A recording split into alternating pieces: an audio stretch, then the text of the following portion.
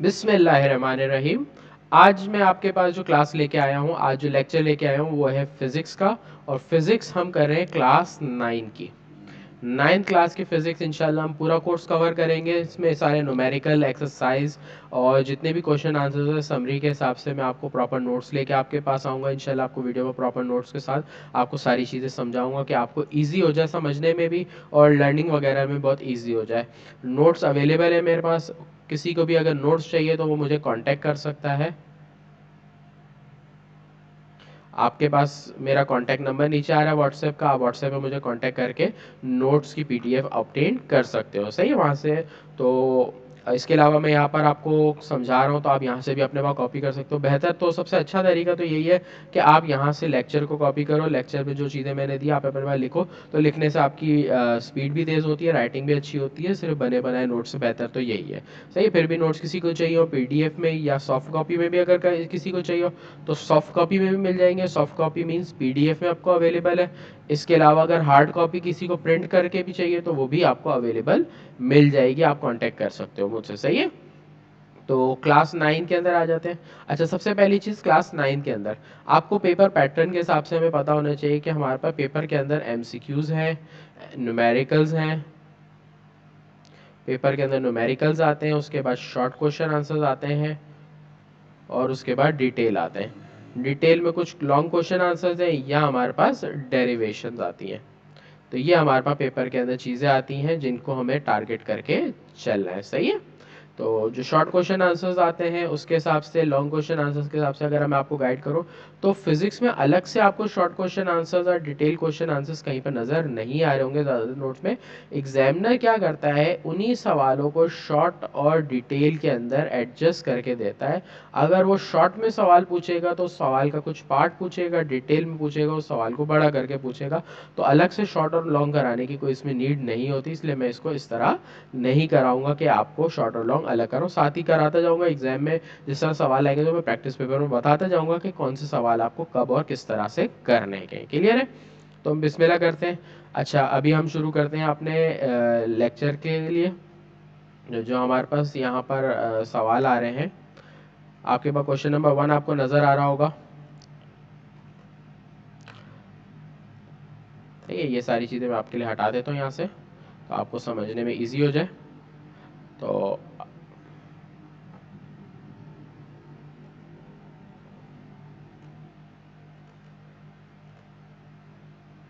सही। अच्छा, इसको हम अभी छोड़ देते हैं ये साइड में, जितनी भी चीज़ें इसको आप छोड़ दो अभी। अच्छा, अब हम आ जाते हैं अपने क्वेश्चन पे। सबसे पहला क्वेश्चन भी आपको दिया हुआ है, define physics, name the branches of physics. अब फिजिक्स क्या है? फिजिक्स एक साइंस की ब्रांच है जो ऑब्जर्व करती है नेचर के अंदर, रिप्रेजेंट करती है नेचर के अंदर mathematically and conclude the experiment, कि फिजिक्स में कोई भी चीज़ टेक्निकली एक्सपेरिमेंटली किस तरह हो रही है, क्या चीज़ में क्या ऑब्जर्वेशन नज़र आ रही है, ये सारी चीज़ें डील की जाती है फिजिक्स में। अब एक चीज़ मोशन कर रही है, वो किस तरह मोशन कर रही है। एक चीज़ अगर रुकी हुई है तो वो किस तरह रुकी हुई है। कोई चीज़ चल रही है, उसमें क्या मोशन लग रहा है, क्या मैकेनिक ले रही है, सारी चीज़ें डील करती है फिजिक्स में। यहाँ तो बहुत शॉर्ट में डिफाइन हुआ है, इसके अलावा अगर डिटेल डेफिनेशन में जाए तो बहुत चीज़ें फिजिक्स के अंदर इंक्लूड हो सकती है। सही। पहला क्वेश्चन सिंपल रखा है कि डिफाइन फिजिक्स और नेम इट ब्रांचेस। अगर ब्रांचेस की बात करें तो फिजिक्स की आपको ब्रांचेस नजर आ रही हैं। आपके पास बुक में जो डिफाइन है 12 ब्रांचेस हैं। इन शॉर्ट डिस्क्राइब करते हो जाऊंगा, नीचे डिस्क्राइब करूंगा या सिर्फ नाम है। Mechanical, thermodynamic, electronic, magnetism, atomic physics, atomic physics के बाद optical, sound, nuclear physics, particle physics, astrophysics, plasma physics और जियो फिजिक्स है। सही है। ब्रांचेस पे अगर आ जाए तो ब्रांचेस सबसे पहले मैकेनिक। मैकेनिक्स हमारे पास किससे डील करती है? मोशन से। जो चीज़ मूव कर रही हो या कोई चीज़ मोशन कर रही हो या ऐसे दो या दो से ज़्यादा पार्ट्स जो आपस में एक दूसरे से कांटेक्ट में और वो मूव कर रहे हो, वो सारी चीज़ें किस में आ जाती है? मैकेनिक्स में आ जाती है। The branch of physics mainly concern with the laws of motion and gravitation से जो डील करने वाली फिजिक्स है वो मैकेनिक्स है। थर्मोडायनेमिक्स, याद रखना जब भी वर्ड ये थर्म का आता है, थर्म का वर्ड इस्तेमाल होता है हीट के लिए। तो थर्मोडायनेमिक वो ब्रांच जो हीट और टेम्परेचर से डील करती है और उसके रिलेशन से डील करती है, वो थर्मोडायनेमिक्स है। इलेक्ट्रिसिटी जो किससे डील करती है? Properties of charges in rest और मोशन के इलेक्ट्रिसिटी हमारी चार्ज है, इसके अंदर चार्ज बॉडी मौजूद होती है या ऑब्जेक्ट जिसमें चार्ज है, वो चार्ज जब एक जगह से दूसरी जगह जाते हैं तो इलेक्ट्रिसिटी एक जगह से दूसरी जगह पहुंचती है। तो चार्ज की प्रॉपर्टीज, उसके अंदर रेस्ट में चार्ज है या मोशन में, ये सारी डील करती है इलेक्ट्रिसिटी में। मैग्नेटिज्म, मैग्नेटिज्म आपको पता है कि एक वर्ड से निकला है, किससे? मैग्नेट से। और आपको पता होना चाहिए मैग्नेट के बारे में, और बहुत सारे स्टूडेंट को मोस्टली पता होगा मैग्नेट क्या है। स्टिक, दो ऑब्जेक्ट जो आपस में मेटल वाले हैं या मेटल ऑब्जेक्ट को जो अट्रैक्ट करती है चीज, तो अट्रैक्ट मेटल ऑब्जेक्ट, वो ऑब्जेक्ट जो मेटल की चीज़ों को अट्रैक्ट कर रहा है वो हमारे पास क्या है, मैग्नेट होता है। और मैग्नेट किससे? निकल के सब्सटेंस से बना होता है हमारा मैग्नेट, सही है। तो magnetism is the study of magnetic property of material, के कौन से मटेरियल मैग्नेट को अट्रैक्ट करते हैं, मैग्नेट से रिपेल करते हैं या क्या प्रॉपर्टी रखते हैं, ये सारी मैग्नेटिज्म से हम डील करते हैं। इस चैप्टर को आप मैट्रिक के अंदर डिटेल में इंशाल्लाह पढ़ोगे, सही है। फिर एटॉमिक फिजिक्स, दो वर्ड से मिलकर बना है एटॉमिक फिजिक्स, मतलब एटम और फिजिक्स। एटम हमारे पास क्या है कि स्मॉलेस्ट पार्टिकल जो कंसिडर किया गया था एक थ्योरी के अंदर, डाल्टन नामी शख्स ने इसमें प्रपोज किया था कि एटम स्मॉलेस्ट पार्टिकल, लेकिन जब इसको स्टडी किया गया तो एटम के अंदर से तीन और पार्टिकल निकले, इलेक्ट्रॉन, प्रोटॉन और न्यूट्रॉन, और उसकी स्टडी हमारी किस में आती है? Atomic physics. Atomic physics deal with the composition, structure, properties of atom, के एटम के स्ट्रक्चर और प्रॉपर्टीज में। तो एटम के स्ट्रक्चर में हम बात करें तो हमारे पास इलेक्ट्रॉन आता है, में इसके कंपोनेंट, इसके जो पार्ट्स में इलेक्ट्रॉन है, प्रोटॉन है और न्यूट्रॉन, जिनके बारे में हम किस में पढ़ेंगे? केमिस्ट्री में भी इंशाल्लाह पढ़ेंगे। तो केमिस्ट्री के थ्योरी और मैं इसको लेके लास्ट में वो भी साथ साथ चलूँगा। फिर आ जाते हैं ऑप्टिक्स। ऑप्टिक्स हमारे पास किस में आती है? ऑप्टिकल ऑब्जेक्ट के ऊपर आ जाती है। ऑप्टिकल ऑब्जेक्ट अगर आप बात करो तो ग्लास हो गया, लेंसेज वगैरह हो गए, ये सारे आपके किस में होते हैं? ऑप्टिक्स में आ जाते हैं, सही। Optical studies physical expect of light, जो लाइट से स्टडी करती है, and it's property with the help of optical instrument, जो नज़र के चश्मे वगैरह पहने जाते हैं, कैमरा लेंस वगैरह, ये सारी चीज़ें हमारी किस में आती है? ऑप्टिकल्स के अंदर है। और आज के दौर में ऑप्टिक्स का बहुत ज़्यादा रद्द अमल है, बहुत ज़्यादा चीज़ें हैं जो ऑप्टिक्स के ज़रिए हम यूज़ करते हैं। विदाउट कैमरा वगैरह आजकल काम भी बहुत सारे लोगों का है जो कैमरे के ऊपर काम है, या बगैर कैमरे के तो स्टूडेंट्स का भी गुजारा नहीं है, क्योंकि कैमरे की नीड होती है। इसके अलावा हर किसी की ये नीड हो चुकी है कि बेसिक नीड है ऑप्टिक। इसके अलावा अगर किसी की नज़र कमज़ोर हो गई तो वहाँ पर भी वो क्या है? ग्लासेस यूज़ करेगा, लेंस यूज़ करेगा। वो लेंस भी हम किस में? ऑप्टिक्स की फील्ड में आते हैं। ऑप्टिक्स का भी आप डिटेल में पढ़ोगे अपने 10th क्लास के अंदर, ऑप्टिक्स चैप्टर से, सही। साउंड चैप्टर भी मैट्रिक में आप इसको डिटेल में स्टडी करोगे। साउंड आपको पता है आवाज़ को बोला जाता है, सही। Sound is a study of production, properties, application of sound wave, कि किस तरह साउंड वेव्स बनती है, उनकी क्या प्रॉपर्टीज़ होती है, क्या प्रोडक्शन होती है, कैसे साउंड प्रोड्यूस होता है, ये सारी डील चीज़ें हम पढ़ते हैं साउंड की फिजिक्स में। न्यूक्लियर फिजिक्स में, वो फिजिक्स की फील्ड जो न्यूक्लियर फिजिक्स, मतलब न्यूक्लियस से डील करे। न्यूक्लियस मतलब एटम के अंदर, अभी मैंने आपको बताया कि एटम के अंदर तीन चीज़ें होती है, इलेक्ट्रॉन, प्रोटॉन और न्यूट्रॉन, बेसिक चीज़ें। तो उसमें जो न्यूट्रॉन की स्टडी है या न्यूट्रॉन और प्रोटॉन की बात किया जाए तो एटम अगर मौजूद है, एक एटम है, तो एक एटम के अंदर जो इलेक्ट्रॉन होता है वो बाहर की तरफ मूव कर रहा होता है, और इसके सेंटर में न्यूट्रॉन और प्रोटॉन होते हैं। इस सेंटर पार्ट को न्यूक्लियस बोला जाता है। अब जब इसको न्यूक्लियस बोला जाता है तो इससे रिलेटेड जो फिजिक्स है वो न्यूक्लियर फिजिक्स में आती है। तो nuclear physics is deal with the constitution, structure, behaviour, interaction of atomic nuclei. Atomic nuclear मैंने आपको बता दिया कि न्यूक्लियस क्या है, सेंटर पार्ट ऑफ एटम को बोलते हैं। तो सेंटर पार्ट से जो रेज वगैरह ये निकलती है वो किस में आती है? न्यूक्लियर फिजिक्स में आती है। उसके बाद हमारे पास है पार्टिकल फिजिक्स। पार्टिकल फिजिक्स मतलब एलिमेंट्री कॉन्स्टिट्यूशन ऑफ मैटर, के मैटर किस तरह बना है, मैटर में क्या रेडिएशन होती है, किस मैटर में कोई रेडिएशन होती है, नहीं होती है, क्या रेडिएशन की प्रॉपर्टी रहती है, ये सारी चीज़ें हम किस में डील करते हैं? पार्टिकल फिजिक्स के अंदर। Astrophysics, heavy bodies. एस्ट्रो का वर्ड जो आता है वो किससे बनता है? Heavy bodies. जो हैवी ऑब्जेक्ट्स हैं, इसका मतलब फॉर एग्जांपल ले सकते हैं, क्या हमारी एग्जांपल सन, मून, ये हमारी क्या है? एस्ट्रोनॉमिकल बॉडीज हैं। तो इनसे जो स्टडीज निकलती हैं या इनकी जो स्टडी है वो हमारी किस में आती है? Astrophysics, study of celestial object with the help of law of physics are known as astrophysics. और आसान करके मैंने बता दिया, जो हैवी ऑब्जेक्ट की स्टडी है या सन, मून की इस तरह की बॉडीज़ की स्टडी है वो किस में आती है? एस्ट्रोफिजिक्स में। जैसे हम बोलते हैं जो मून पे वगैरह जो जाते हैं जो साइंटिस्ट उनको क्या बोला जाता है, एस्ट्रोनॉट्स कहा जाता है, इसी वजह से क्योंकि वो एस्ट्रोफिजिक्स कहलाते हैं, जो एस्ट्रोफिजिक्स की फील्ड को डिस्कस करते हैं या एस्ट्रोफिजिक्स की फील्ड के बारे में तहकीक करते हैं। प्लाज्मा, हाईली आयोनाइज पार्टिकल जो है ना वो प्लाज्मा में आते हैं। तो study of ionize state of matter, कि मैटर की जो आयोनाइज स्टेट है या आयोनाइज पार्टिकल है वो सारी चीज़ें या वो फिजिक्स हम डील करते हैं प्लाज्मा फिजिक्स में। जियो फिजिक्स जो हमारे टेम्परेचर में हो गया, हमारे एटमॉस्फेयर से रिलेटेड जितनी भी फिजिक्स लगती है वो सारी किस्में आती है geophysics. The study of internal structure of earth is known as geophysics, और उसके अंदर क्या चेंजिंग होती है, मौसम के अंदर जो चेंजिंग तब्दीली होती है वो डील करने वाली फिजिक्स हमारी किस्में आती है जियो फिजिक्स या जोग्राफिकल फिजिक्स भी कहते हैं इसको। सही। क्वेश्चन नंबर 3 मैंने दिया हुआ इसमें, give some important of physics. अगर फिजिक्स के इम्पॉर्टेंट की बात करें तो फिजिक्स हमारी डेली लाइफ में बहुत ज़्यादा इम्पॉर्टेंट है।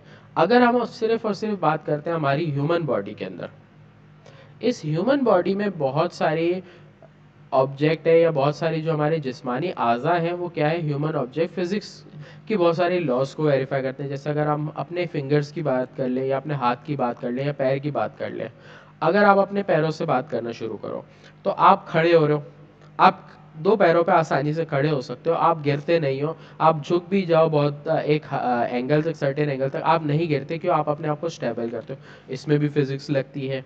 आप बोल रहे हो, जैसे मैं बोल रहा हूँ, आप सुन रहे हो, आप बोलते हो, कोई सुन रहा होता है, तो ये सारी फिजिक्स साउंड फिजिक्स से आती है। तो जो हमने पीछे फिजिक्स की हमने डेफिनेशंस दी, ब्रांचेस की, उसमें बहुत सारी चीज़ें हमारे पास डेली लाइफ में कंक्लूड होती है सारी चीज़ें।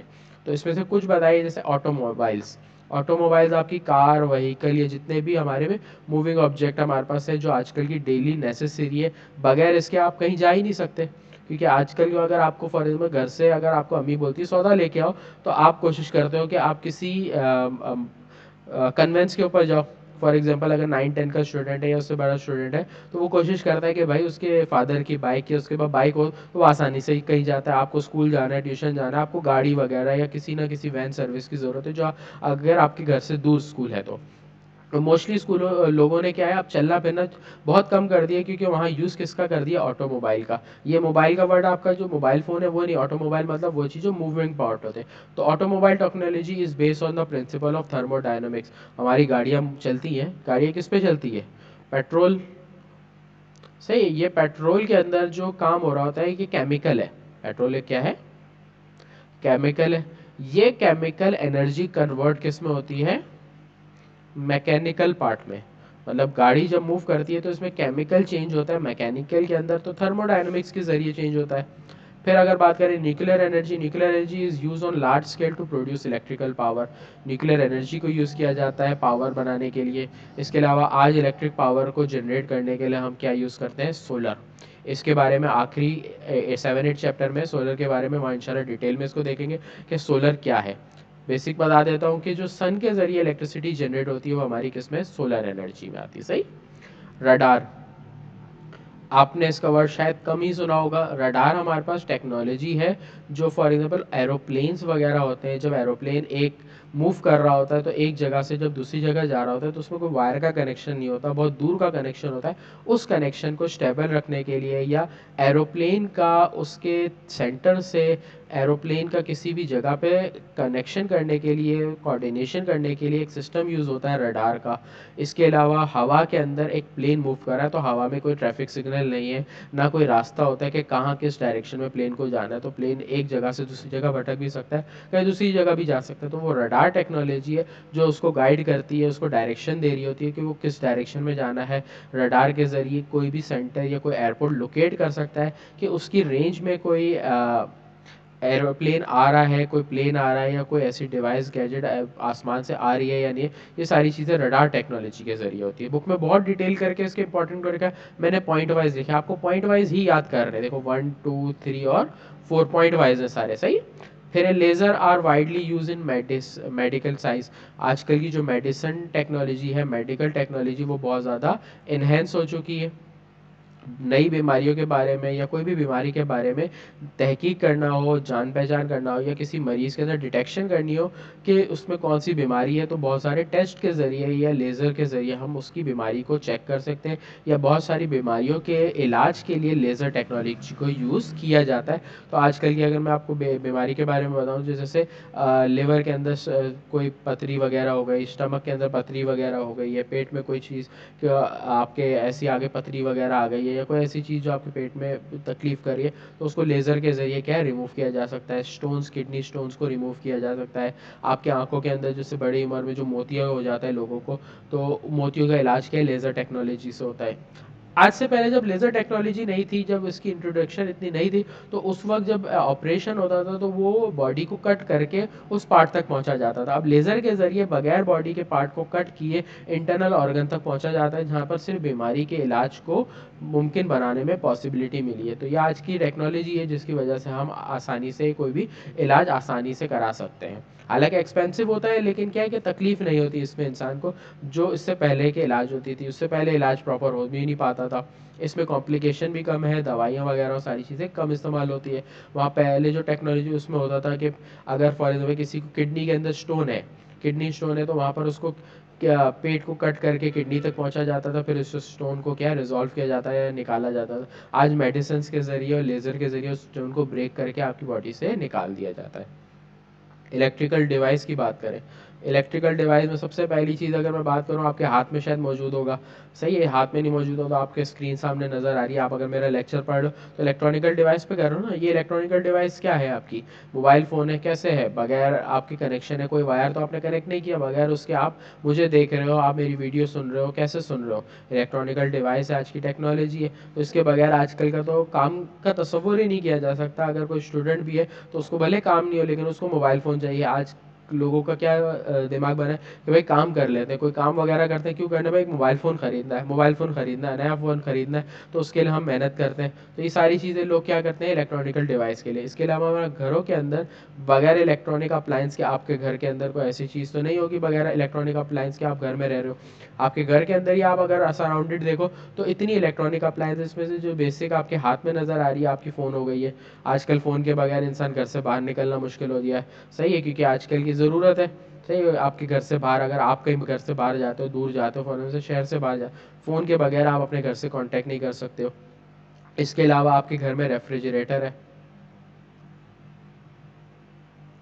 रेफ्रिजरेटर हर घर की नीड है ना, बेसिक नीड है। बगैर इसके आपके घर के अंदर कोई चीज़ नहीं हो सकती। और अगर बेसिक चीज़ में आ जाए, फ़ैन, बगैर फ़ैन के आप घर में नहीं बैठ सकते। गर्मी के मौसम के अंदर जब तक फ़ैन ना हो आप घर के अंदर बैठ ही नहीं सकते। बगैर फ़ैन के आप बैठोगे तो आपकी बॉडी के अंदर से पानी निकला होगा, आपको पसीना आना शुरू हो जाएगा।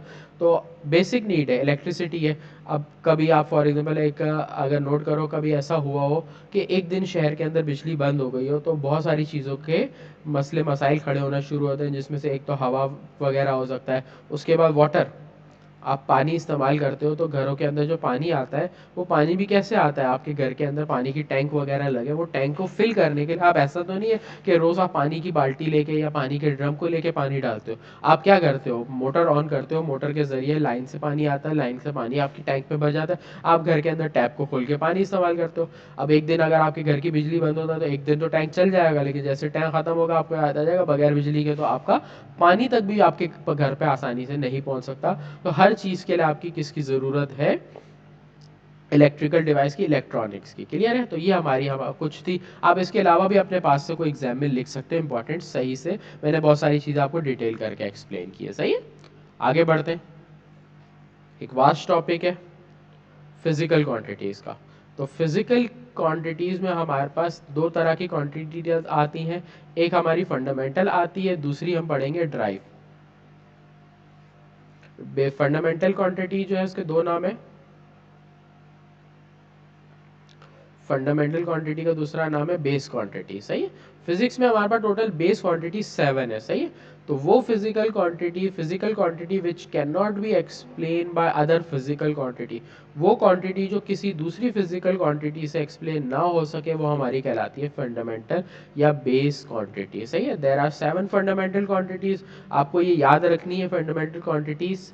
फंडामेंटल क्वांटिटीज़ भी याद रखनी है, उसके एसआई यूनिट याद रखना है और सिंबल याद रखना ज़रूरी है, क्योंकि जब हम न्यूमेरिकल सॉल्व करेंगे तो हम ये क्वांटिटीज़ के एसआई यूनिट को और सिंबल्स को यूज़ करेंगे। तो एसआई यूनिट को हम सिंबलाइज में यूज़ करते हैं। क्लियर है? तो सबसे बेसिक क्वांटिटी हमारी लेंथ, लंबाई। सिस्टम ऑफ इंटरनेशनल, एसआई का मतलब आप याद रखना, अपने पास नोट कर लेना, एसआई क्या होती है? System of international, system of international system के दुनिया भर में जाना जाने वाला जो सिस्टम है किसी भी लेंथ को मेजर करने के लिए, तो हम फिजिकल क्वांटिटी में हम क्या करते हैं? लेंथ को मीटर में नोट करते हैं। सही?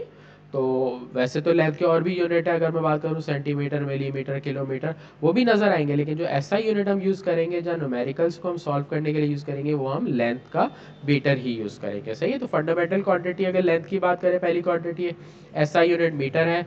सिंबल ऑफ यूनिट मीटर को एम से लिखते हैं, स्मॉल एम से। तो ये भी याद रखना, जहाँ स्मॉल है वहाँ स्मॉल आएगा, जहाँ कैपिटल है वहाँ कैपिटल आएगा। अपनी मर्जी से आप कैपिटल को स्मॉल या स्मॉल को कैपिटल नहीं कर सकते।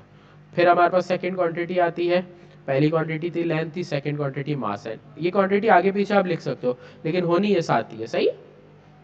मास की अगर यूनिट की बात करें तो मास का यूनिट है किलोग्राम, शॉर्ट में लिखते हैं केजी। के और जी दोनों स्मॉल लिख सकते हो, के बड़ा भी लिख सकते हो, इसमें पाबंदी नहीं होगी। नंबर थर्ड आपके पास है टाइम। टाइम नोट करने के लिए जो ऐसा यूनिट हम इस्तेमाल करते हैं सेकंड, वरना अगर आप देखो तो टाइम के आपके पास यूनिट है hour, metre, hour, minute, second. Second तो हमने दे दिया, hour, minute, days, week, month, year, हमारे पास बहुत सारे इसमें टाइम की यूनिट आते हैं, लेकिन ऐसा यूनिट याद रखना सेकंड है। इलेक्ट्रिक करंट हमारी चौथी क्वांटिटी इलेक्ट्रिक करंट पे है। इलेक्ट्रिक करंट को एम्पेयर में लेते हैं, ए। इसके न्यूमेरिकल आप मैट्रिक में जाके पढ़ोगे, अभी नहीं है। टेम्परेचर आपने 9th की केमिस्ट्री में भी देखना है और फिजिक्स में भी आप टेम्परेचर के बारे में पढ़ोगे। तो टेम्परेचर का जो ऐसा यूनिट है वो केल्विन है। इसके अलावा अदर यूनिट हमारे पास डिग्री सेंटीग्रेड और फ़ारेनहाइट मौजूद है। नंबर 6 की बात करें तो atom of substance. Atom of substance मतलब मोल, MOL से लिखते हैं। ल्यूमिनस इंटेंसिटी, जो लाइट होती है, लाइट की कितनी कैपेसिटी है, कौन सी लाइट कितनी ज़्यादा होगी कम होगी, तो ये डिपेंड करती है इसकी ल्यूमिनस इंटेंसिटी पे। कभी आप लाइट वगैरह कोई अच्छी ब्रांड की लेने जाओ तो वहाँ पर ये ल्यूमिनस इंटेंसिटी उसकी होती है, भाई कितनी इंटेंसिटी। आपको अगर ज़्यादा रोशनी चाहिए तो जितनी इंटेंसिटी ज़्यादा होगी उतनी ज़्यादा ब्राइटनेस, उतनी ज़्यादा लाइट होगी। तो ये इंटेंसिटी डील करती है वहाँ पर क्या है, लाइट की क्वांटिटी पे, कि कितनी आपके पास लाइट होगी। फॉर एग्जाम्पल आप चाहते हो आपके रूम में लाइट ज़्यादा हो, तो ज़्यादा इंटेंसिटी वाली लाइट खरीदोगे तो आपके रूम में अच्छी लाइट होगी। इंटेंसिटी कम आप लोगे तो लाइट आपकी कम मिलेगी आपको। सही है? तो ये आपका क्वेश्चन नंबर 4 था, जिसमें हमने फंडामेंटल क्वांटिटीज को किया। अगला जो है वो ड्राइव क्वांटिटीज है। मैंने आपको जैसे पीछे बता दिया, दो तरह की क्वांटिटी, एक फंडामेंटल है और एक ड्राइव है। फंडामेंटल हमारी बेसिक क्वांटिटीज, फिर अब आ जाते हैं ड्राइव की बात करते हैं। वो क्वांटिटीज जो फंडामेंटल से ही सॉल्व होके आए, देखो वो फंडामेंटल फिजिकल क्वांटिटीज से सॉल्व होके आने वाली क्वांटिटीज हमारी क्या कहलाती है, derived. Physical quantity which are explain on the basis of fundamental quantities are called derived quantities. के वो फिजिक्स की क्वांटिटी जो ड्राइव से सॉल्व होके आई है वो आपकी क्या कहलाएंगी, ड्राइव क्वांटिटी। मतलब फंडामेंटल से सॉल्व होने वाली quantity drive quantity. Clear? Drive quantity जितनी यहाँ लिखी है ना, सिर्फ इतनी नहीं है, ड्राइव क्वांटिटी बहुत सारी है। कोई भी दो या दो से ज़्यादा फंडामेंटल क्वांटिटीज़ को आप सॉल्व करो, एक ड्राइव क्वांटिटी आती है। तो हम बहुत सारी ड्राइव क्वांटिटी को पढ़ेंगे, लेकिन फंडामेंटल हमारे पास टोटल सिर्फ 7 है, लेकिन ड्राइव हमारे पास बहुत सारी हैं। सही है? तो कुछ हमने यहाँ डिस्कस किए, जिसमें सबसे पहले मैंने लिखी है वॉल्यूम, नंबर 2 वेलोसिटी, नंबर 3 पे फोर्स, नंबर 4 पे डेंसिटी, नंबर 5 पे एक्सेलरेशन। और भी बहुत सारी हम जो आगे पढ़ते रहेंगे। सही? Volume cubic metre, M metre के लिए लिखते हैं, उसके ऊपर क्यूब आप पावर में लिखोगे। सही? वेलोसिटी मीटर पर सेकंड, देखो मीटर पर सेकंड आपके सामने लिखा हुआ है MS-1। आप इसको चाहे तो ऐसे लिख दो या M/S करके लिखो, आपकी मर्जी है, आप ऐसे लिखो या ये लिखो। सही? आपको बुक में ये भी नज़र आ रहा होगा, ये भी नज़र आ रहा होगा। न्यूमेरिकल सॉल्व करते हुए आपको ध्यान रखना है कि दोनों में से आप जो लिखो दोनों सेम है। सही? वेलोसिटी वर्डिंग में पढ़े तो मीटर पर सेकेंड। फोर्स की बात करें तो फोर्स का यूनिट होता है न्यूटन, एन से लिखते हैं इसको। इसके अलावा इसका एक और भी यूनिट होता है, एक और यूनिट लिखते हैं किलोग्राम मीटर पर सेकेंड स्क्वायर, ऐसे भी लिख सकते हैं, या किलोग्राम मीटर। कोई भी चीज़ जो डिवाइड में होती है उसको आप इस तरह लिख सकते हो, बगैर डिवाइड के अगर लिखोगे तो उसकी जो पावर है उसकी साइन माइनस में लिखोगे। तो आप तीनों में से जो लिखो, ये हमारे पास फोर्स का यूनिट है। फिर बात करते हैं डेंसिटी की। डेंसिटी का यूनिट होता है किलोग्राम पर क्यूबिक मीटर, या K/m³ या kg लिखोगे मीटर क्यूब है, तो अब बगैर स्लैश के लिख रहे हो तो -3 आ जाएगा। एक्सेलरेशन की बात करें तो मीटर पर सेकंड स्क्वायर ms-2। तो आपकी मर्जी, आप ये लिखो या ये लिखो, दोनों ही इक्वल है। सही है। तो ये आपके पास ड्राइव क्वांटिटी थी, उनके यूनिट्स थे और उनके सिंबल्स थे। आगे आ जाते हैं। अच्छा, फिजिक्स में हमारे पास चैप्टर नंबर 1 से जो चीज़ें पीछे कराई ना, ज़्यादा इंपॉर्टेंट ये है, ये आपके पास सिर्फ कॉन्सेप्शनल चीज़ें हैं, या आपकी जो प्रैक्टिकल्स है ना उनके अंदर ये जितनी भी आगे चीज़ें करा रहा हूँ वो प्रैक्टिकल में काम आएंगे। 3-4 क्वेश्चन। सही। Standard length. The length is defined as the minimum distance between two point lying on same line. कि एक सेम प्लेन पे लाई करने वाले दो पॉइंट के बीच का जो डिस्टेंस है वो स्टैंडर्ड लेंथ। फॉर एग्जांपल अगर मैं बात करूँ, ए है और एक बी है, दोनों के बीच का जो डिस्टेंस है टोटल, अगर मैं इन दोनों के बीच का डिस्टेंस फॉर एग्जांपल 3 सेंटीमीटर ले लेता हूँ, तो ये मेरे पास क्या आ जाएगा, स्टैंडर्ड लेंथ कहलाएगा। सही है। फिर आ जाते हैं वर्नियर कैलिपर। वर्नियर कैलिपर आपके सामने डायग्राम नज़र आ रही है, ये रही। इस डायग्राम में आप इस चीज़ को देखो तो ये आप प्रैक्टिकल्स में देखोगे। किस में देखोगे? इंशाल्लाह प्रैक्टिकल्स की भी क्लासेस मैं अपलोड करूंगा, तो प्रैक्टिकल की जो क्लास होगी उसमें ये जो इंस्ट्रूमेंट्स वगैरह है उसको डिटेल में समझाऊंगा इंशाल्लाह। तो प्रैक्टिकल्स के वक्त आपको देख करोगे, या तो आप स्कूल में वगैरह जहाँ पर भी प्रैक्टिकल करो तो उसमें आप ये प्रैक्टिकल्स के वक्त ये फिगर को देखोगे कि इस तरह की फिगर वाली चीज़ आपके सामने आएगी। सही। इसका काम क्या होता है कि कोई भी ऑब्जेक्ट को एक्यूरेट मेजर करने के लिए हम यूज़ करते हैं। क्यों एक्यूरेट मेजर और क्या एक्यूरेट मेजर होता है? आपको नज़र आ रहा है इसके अंदर, एक तो ये स्केल नज़र आ रहा है, ये आपका नॉर्मल स्केल है। जो आप नॉर्मल स्केल की बात करते हो वो ये रहा। इसके अलावा अगर एक स्केल की बात करो तो ये इसमें वर्नियर स्केल दिया हुआ है, लिखा हुआ है। वर्नियर स्केल का काम क्या होता है? किसी भी चीज़ की एक्यूरेट मेजर। एक्यूरेट मेजरमेंट में क्या है? 10th part accurate measure, 10th part पर मिलीमीटर। अगर 10th पार्ट पर मिलीमीटर की बात करें तो 10th पार्ट एक्यूरेट जो चीज़ मेजर करती है वो क्या करती है? Vernier caliper. उसको यूज़ करते हैं कोई भी चीज़ की मेजरमेंट के लिए। अब इसमें आप बहुत सारी चीज़ें मेजर कर सकते हो। फॉर एग्जांपल आपके पास एक रॉड है, फॉर एग्जांपल छोटी सी जैसे ये नज़र आ रही है अंदर, तो इस तरह की कोई भी रॉड को मेजर करना हो तो आप यहाँ लगाओगे। फॉर एग्जाम्पल आपके पास एक सिलेंडर है। अब इस सिलेंडर की आपको अंदर के इनर पार्ट को मेजर करना है, इनर पार्ट को। अगर इनर पार्ट को मेजर करना है तो आप उसके जॉ अपर वाले जॉस को यूज़ करोगे। आप इसकी आउटर पार्ट को मेजर करोगे तो आउटर आप इससे मेजर करोगे। इसके अलावा डेप्थ मेजर करनी है तो ये जो पीछे आपको लाइन नज़र आ रही है, जब आप इसको ओपन करते हो ना तो ये पीछे स्केल एक होता है, जो लाइन स्ट्रेट रॉड होती है वो पीछे की तरफ आती है। तो इनर डेप्थ को कभी भी मालूम करने के लिए DEP है, डेप्थ। डेप्थ मालूम करने के लिए इस पार्ट को यूज़ करते हैं, इनर पार्ट को मेजर करने के लिए ये यूज़ करते हैं, और आउटर के लिए हम ये यूज़ करते हैं। ये याद रखना। सही है। जब डिटेल में आप पढ़ोगे तो और अच्छे से समझ आएगा। अभी मैंने बेसिक आपको इसका समझा दिया। बिल्कुल इसी तरह की एक और है आपके पास device, screw gauge. Screw gauge आपके पास क्या है कि कोई सर्कुलर ऑब्जेक्ट हो, बहुत ज़्यादा बड़ा नहीं, इतना ऑब्जेक्ट जो इस पार्ट, जितना ये स्क्रू गॉज का ये हिस्सा होता है ना, जितना होगा इतनी ही चीज़ को स्क्रू गॉज मेजर कर सकता है। स्क्रू गॉज की खास बात क्या है कि 100 पार्ट एक्यूरेट मेजर कर सकता है। ये क्या करता है? 100 पार्ट को एक्यूरेट मेजर करके दिखाता है।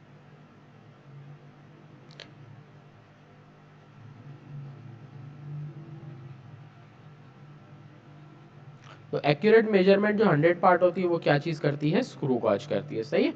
तो कोई भी चीज़ के अगर आपको प्रॉपर एक्यूरेट मेजरमेंट करनी है तो वो इसके यूज़ होगी। वैसे तो स्टूडेंट का इसका कोई इस्तेमाल नहीं होता, लेकिन जब मैकेनिकल इंजीनियरिंग पार्ट्स बनते हैं, कोई मशीन वगैरह बनती है, तो वहाँ बारीक चीज़ों को देखना बहुत ज़रूरी होता है। अगर थोड़ी बहुत चीज़ भी बड़ी या छोटी होगी तो मशीन के अंदर फॉल्ट आ जाएगी। गाड़ी के इंजन वगैरह होते हैं तो इंजन के अंदर जो पार्ट होते हैं उनको एक्यूरेट मेजर करना बहुत ज़रूरी होता है। थोड़ा बहुत भी डिफरेंस क्या होता है, बाद में जाके प्रॉब्लम क्रिएट करता है। तो उस वक्त आपको इस तरह की डिवाइस यूज़ होगी। तो कार मैकेनिक के पास कभी आप देखोगे कि वर्नियर कैलिपर होता है। स्कूटर मैकेनिक जो इंजन वगैरह का काम करते हैं, या इंजीनियरिंग से रिलेटेड जो मैकेनिकल पार्ट्स की चीज़ों का काम करते हैं, उनके पास इस तरह की डिवाइस मौजूद होती है। वो इसको मेजर करने के लिए इस्तेमाल करते हैं। कभी इत्तेफाक हो आप कभी गाड़ी वगैरह के इंजन के किसी शॉप पे जाओ तो लाजमी नोट करना, या उनसे पूछोगे ना वर्नियर कैलिपर तो आपको लाजमी दिखाएंगे, देखो ये ऐसा होता है, उनके पास होता है। सही। अब आ जाते हैं फिजिकल बैलेंस। इसको भी आपने लैब के अंदर अपने यूज करना है। फिजिकल बैलेंस ये सिर्फ लैब के अंदर यूज में नजर आएगा, या आप अपनी फिजिक्स की लैब में जब जाओगे तो आपको लाजमी इस तरह के एक इंस्ट्रूमेंट नजर आएगा, वो बड़ा सा पड़ा होगा लैब के अंदर। सही, कोई भी चीज़ को वेट करने के लिए हम यूज करते हैं लैब के अंदर इसको। सही है, वरना तो हम इसके अलावा अब जो हमारे पास डिजिटल वगैरह आ गए तो वो एक्यूरेट मेजरमेंट होती है, लेकिन हम लैब के अंदर जब यूज़ करते हैं तो इस तरह का फिजिकल बैलेंस, तो जो चीज़ मेजर करनी होती है वो यहाँ रखते हैं, और मेजर करने के लिए जो वेट होता है वो हम एक साइड पे रखते हैं। तो वेट हम यहाँ रखते हैं, मेजर करने वाली चीज़ यहाँ रखते हैं, इन दोनों को रख के हम कोई भी ऑब्जेक्ट को मेजर कर सकते हैं। सही है, तो यहाँ पर आपको एक आर्चिमीडियस प्रिंसिपल के वक्त में वहाँ से मैंने डायग्राम कॉपी करके आपको दिखाई है कि ये फिजिकल बैलेंस की होती है। सही,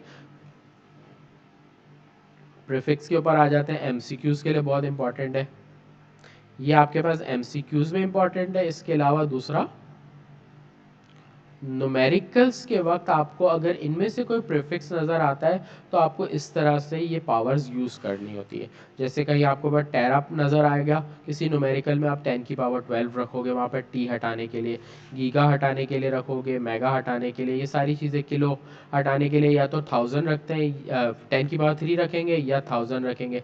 हम ज़्यादातर नॉर्मली न्यूमेरिकल में 1000 रखेंगे। सही है, हैको अगर होगा, डेका, डेसी, सेंटी होगा तो वहाँ पर हम 100 रखेंगे। -2 का मतलब है डिवाइड में 100, मतलब 1/100 या डिवाइडेड बाय 100 रखना, बात एक ही है। इसके अलावा मिली का मतलब या तो डिवाइडेड बाय 1000 रखेंगे या 1/1000 रखें। सही, दोनों में से जो चाहे आप रखो।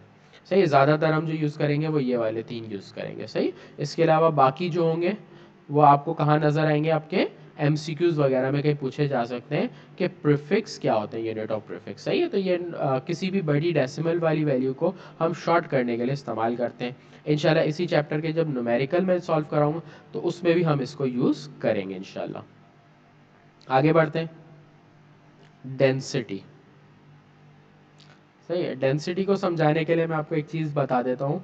तो अगर आप अपने पास एग्जांपल लो 1 kg cotton, 1 kg for example आप ले लो आयरन, मतलब लोहे की कोई चीज़ ले लो, आयरन। सही है, अगर आप दोनों की बात करो तो दोनों का जो मास नज़र आ रहा है वो 1 kg है। अगर मैं आपसे पूछूं कि भाई इन दोनों में से हैवी क्या है, अब अपने दिमाग में एक आंसर सोच लो कि हैवी क्या है। आपके दिमाग में कॉटन आ रहा है, आयरन आ रहा है, क्या आ रहा है, या दोनों में से नहीं आ रहा। तो अगर मैं बताऊं तो दोनों में से कोई हैवी नहीं है, दोनों का मास क्या है, सेम है। दोनों जब सेम मास के हैं तो दोनों ही सेम होंगे, ना कोई हैवी होगा ना कोई लाइट होगा। जब दोनों 1 kg है तो कॉटन का भी वही मास रहेगा और आयरन का भी मास वही रहेगा। फर्क सिर्फ क्या होगा, अमाउंट होगा। जो अमाउंट है, कॉटन जो है वो क्या है, हल्के होने की वजह से ये एरिया ज़्यादा ऑक्यूपाइड करेगा, तो मतलब इसका जो वॉल्यूम होगा वो ज़्यादा होगा, वॉल्यूम इंक्रीज होगा, मतलब ज़्यादा होगा। ये कम वॉल्यूम में जगह आ जाएगी। आयरन क्या है, वॉल्यूम कम ऑक्यूपाइड करेगा, वॉल्यूम लो, मतलब इसका वॉल्यूम क्या होगा, लो मतलब कम होगा। सही है, स्मॉल होगा, या इसको लो की जगह हम अच्छा वर्ड इस्तेमाल कर लेते हैं यहाँ पर। वॉल्यूम जो होगा वो इसका क्या होगा, स्मॉल होगा, और इसका ग्रेटली लार्ज होगा कॉटन, क्योंकि 1 kg कॉटन बहुत बड़ी जगह पे। फॉर एग्जाम्पल इसको आप सिंपल आप देख सकते हो, आपके घर में आप कुशन्स वगैरह इस्तेमाल करते हो तो कुशन्स वगैरह 1 kg 2 kg ज़्यादा नहीं होते। लेकिन आयरन की बात करो तो आयरन की 1 kg की चीज़ आपकी एक हाथ में आ सकती है, लेकिन आपकी कॉटन के जो कुशन्स वगैरह वो थोड़े से बड़ी जगह में होते हैं। सही, तो डेंसिटी का मेजर यहीं पर आता है कि डेंसिटी मास पर वॉल्यूम, कि एक ऑब्जेक्ट का मास और वॉल्यूम को जब डिवाइड किया जाता है तो उससे डेंसिटी आती है। तो मैं यह ले सकता हूँ कि वॉल्यूम, जो आयरन है उसका वॉल्यूम ज़्यादा है, वॉल्यूम ज़्यादा होने की वजह से इसकी डेंसिटी कम होगी।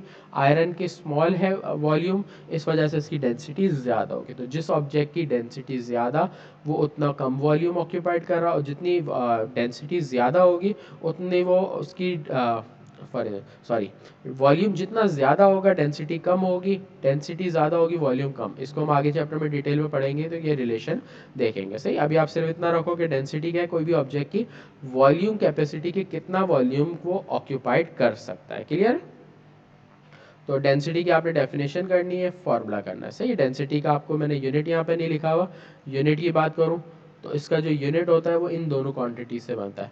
देखो डेंसिटी का फॉर्मूला है मास पर वॉल्यूम है, मास का यूनिट केजी होता है, पीछे लिखा हुआ भी था, वॉल्यूम का यूनिट होता है मीटर क्यूब, तो एम क्यूब। या तो आप स्लैश नहीं लगा रहे तो या माइनस लगाओ, तो के जी एम क्यूब क्या है, इसका एसआई यूनिट है। तो एसआई यूनिट अगर डेंसिटी का पूछा जाए तो ये आपके सामने आ गया। सही। लास्ट टॉपिक आ रहा है इस चैप्टर में हमारे पास सिग्निफिकेंट फिगर का, बहुत इंपॉर्टेंट है, लेकिन जो इंपॉर्टेंट है इसमें वो क्या है आपके पास एमसीक्यूज के लिए इंपॉर्टेंट है टॉपिक। सही। सिग्निफिकेंट फिगर के रूल्स हैं, आपके पास नंबर्स हैं, आपके पास दुनिया का कोई भी नंबर है वो 0 1 2 3 4 5 6 7 8 9 इन्हीं नंबर से मिलके बना है ना। दुनिया को कोई भी नंबर हो, इनके अलावा कोई नंबर से मिलके नहीं बना, इन्हीं नंबर के कॉम्बिनेशन से दुनिया का बड़े से बड़ा छोटे से छोटा नंबर इन्हीं में से बनता। सही। अच्छा, इसमें से जो दो कैटेगरी है, अब 0 को एक देख लो और इसके अलावा 1 से लेके 9 तक के नंबर देख लो। ये दो कैटेगरी, 0 आपका कहलाता है नॉन जीरो, मतलब ये आपका 0 कहलाता है, सिंपल 0 क्या है। बाकी जितने भी नंबर है वो आपके क्या कहलाएंगे, 1 से लेके 9 तक के नंबर आपके कहलाते हैं नॉन जीरो। एक ये बात याद रखना क्योंकि आगे आएगी। सही। जितने भी नॉन जीरो, हमेशा याद रखो, जब भी 1 से लेके 9 तक कोई भी नंबर को आप काउंट करो, हमेशा इनको सिग्निफिकेंट फिगर में ही काउंट करोगे, चाहे वो किसी भी जगह आ जाए, पॉइंट से पहले आ जाए, पॉइंट के बाद आ जाए, या सेंटर में आ जाए, तो ये सिग्निफिकेंट फिगर में। लेकिन जो जीरो है ना, अगर ये कहीं शुरू में आता है, कभी आखिर में आता है, कभी बीच में आता है, कभी डेसिमल के लास्ट वाले नंबर में आता है, डेसिमल के पहले नंबर में आता है, तो इसी के ऊपर सारी कहानी है कि जीरो को कब हमें काउंट करना है और कब नहीं करना। ये सारे इसके सिग्निफिकेंट रूल है। सबसे पहले पॉइंट लिखा है कि all non zero are significant, कि जितने भी नंबर जीरो के अलावा वो सारे सिग्निफिकेंट। देखो इसमें आपके पास 1 2 3 तीन नंबर थे, सिग्निफिकेंट फिगर आपके पास 3 आ गई। लीडिंग जीरो, जो स्टार्ट में जीरो, अगर कभी स्टार्ट में जीरो होगा तो वहां पर इस जीरो का आपने काउंट नहीं करना। देखो इसमें इतने सारे जीरो नजर आ रहे हैं स्टार्ट में, इसको काउंट नहीं करना, इसके मतलब है सिर्फ हमारे पास 3 और 4 सिग्निफिकेंट फिगर में काउंट होगा। सही। ट्रेलिंग जीरो, ट्रेलिंग जीरो मतलब लास्ट के जीरो। अगर लास्ट के जीरो की बात करूं तो देखो यहाँ पर लास्ट में जीरो आ रहा है, यहाँ पे भी लास्ट में जीरो आ रहा है, यहाँ पर भी। अब चाहे वो डेसिमल के बगैर वाला नंबर हो, डेसिमल वाला नंबर हो, या किसी भी सूरत में डेसिमल कहीं पर भी आ रहा हो, आपने क्या करना है, ये जीरो को जब डेसिमल नहीं आ रहा तो आपने जीरो को काउंट नहीं करना। अगर डेसिमल आ रहा है तो जीरो को काउंट करना है। दो सूरत है, अगर डेसिमल नहीं है तो काउंट नहीं करना, डेसिमल है तो जीरो को काउंट करोगे। तो आप देखो पहले वाले पार्ट के अंदर जीरो को काउंट नहीं किया क्योंकि वहां पर डेसिमल नहीं था। अगले में देखो आपको ये नजर आ रहा है, तो मैंने लिखा है 200 पॉइंट आखिर में है, उसके बाद एक में लिखा है 0.00। दोनों सूरतों में डेसिमल वाला नंबर है। अगर डेसिमल वाला नंबर होगा तो आपने हमेशा याद रखना है डेसिमल वाले नंबर में जीरो को काउंट करना है, तो यहाँ पर 3 सिग्निफिकेंट फिगर। सही। फिर आगे आ जाते हैं। Trap zero are significant, trap मतलब बीच में, सेंटर में, सेंटर में आ जाए या इन बिटवीन नॉन जीरो। अगर जीरो आता है नॉन जीरो के बीच में तो वहां पर आपने काउंट करना है, तो वहां पर काउंट करोगे सिग्निफिकेंट में, काउंट इन सिग्निफिकेंट फिगर। सही। तो यहाँ देखो स्टार्टिंग के जीरो हमारे पास पहले सेकंड रूल है, स्टार्टिंग के जीरो को काउंट नहीं करना, नहीं किए, लेकिन जीरो यहाँ बीच में आ रहा है इसलिए काउंट करेंगे, इसलिए 3 सिग्निफिकेंट फिगर आ गई इसकी। नीचे एक और सवाल में देखो जीरो बीच में आ रहा है तो काउंट होगा। अब जीरो चाहे बीच में किसी भी सूरत में आ जाए, आपने बीच में काउंट करना है, और बीच में ना आए तो काउंट नहीं करना। क्लियर है। तो यहाँ तक हमारे पास चैप्टर नंबर 1 की मैंने डिटेल एक्सप्लेनेशन आपको कर दी पूरी वीडियो में। पूरी वीडियो आप अच्छे से देख लोगे तो आपको बहुत अच्छे से समझ आ जाएगी चैप्टर 1 की सारी एक्सप्लेनेशन। तो कंप्लीट एक्सप्लेनेशन हो गई है हमारी, complete explanation chapter number 1 class 9 की हो चुकी है। सही है। इंशाल्लाह मिलते हैं नेक्स्ट वीडियो में। इंशाल्लाह नेक्स्ट वीडियो में अब इस चैप्टर के जितने भी न्यूमेरिकल्स हैं और न्यूमेरिकल के साथ साथ प्रैक्टिस क्वेश्चन भी मैं आपको दूंगा, तो वो सारे सॉल्यूशन करेंगे नेक्स्ट वीडियो में, इंशाल्लाह हम उसको करेंगे। सही है। तो आपसे अल्लाह हाफिज़ लेता हूँ मैं। इंशाल्लाह लाइक और सब्सक्राइब ज़रूर करिएगा मेरा चैनल, और लाजमी दूसरों के साथ भी इसको शेयर कर दीजिएगा। सही है।